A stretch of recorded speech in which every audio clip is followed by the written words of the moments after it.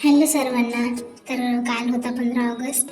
तर सर्वात अगोदर सकाळीच आम्ही उठलो लवकर आणि उठल्या अगोदर मी त्याला ब्रश वगैरे करायला लावला आणि नंतर मग मिल्कशेक बनवला.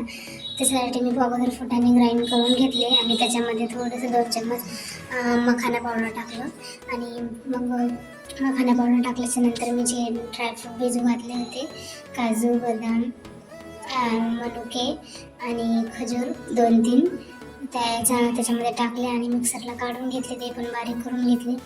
आणि मग त्याच्यानंतर मग दूध घेतलं, पण दूध थोडंसं गरम करून घ्यायचं कारण की थोडंसं म्हणजे कोमट असलेलं छान लागते प्यायला.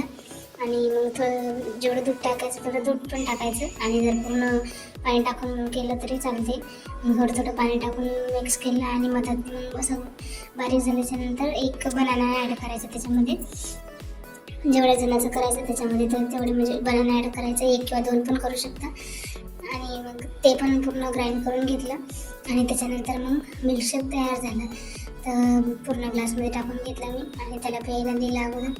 मस्त त्याचं पिणं वगैरे झालं, मग आंघोळ वगैरे करून घेतली, त्याची तयारी केली. आणि हे तो रोजच पिते कारण सकाळी स्कूलला जावं लागते, तर मग एनर्जी राहिली पाहिजेत ना. आणि त्याच्यानंतर मग मी साबुदाणा बनवून घेतला नाश्त्याला आणि त्याच्या पप्पाने आणि त्यांनी साबुदाणाच खाल्ला होता मग आणि त्याच्यानंतर मग ते गेले स्कूलमध्ये. चला मग भेटू, बाय नंतर पुन्हा.